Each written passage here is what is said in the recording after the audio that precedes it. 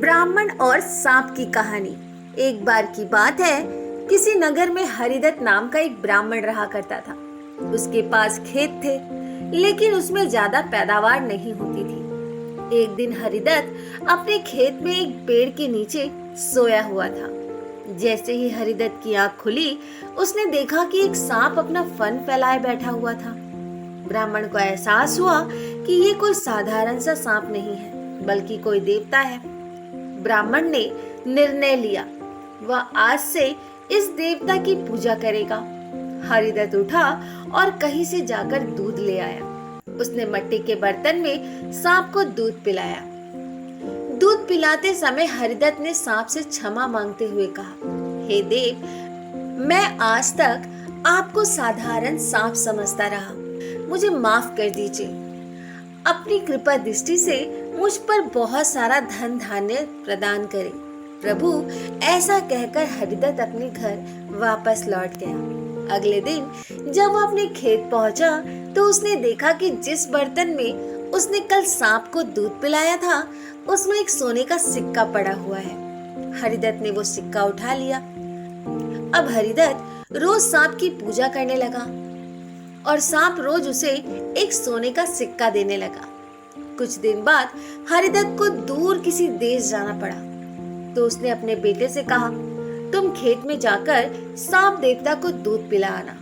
अपने पिता की आज्ञा से हरिदत्त का बेटा खेत गया और सांप के बर्तन में दूध रखाया।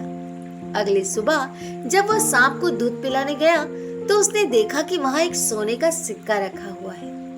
हरिदत्त के बेटे ने वो सोने का सिक्का उठा लिया और मन ही मन सोचने लगा कि जरूर इस सांप के बिल में सोने का भंडार है। उसने सांप के बिल को खोदने का फैसला किया, लेकिन उसे सांप का बहुत डर था।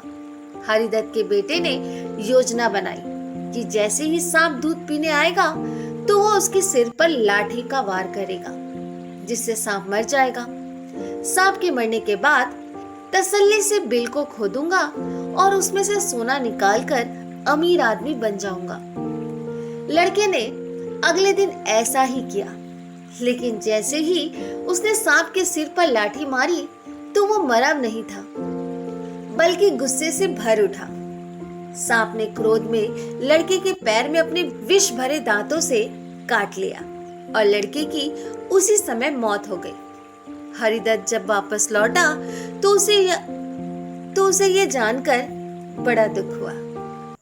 दोस्तों, आज की कहानी से हमें यही सीख मिलती है कि लालच का फल हमेशा बुरा होता है।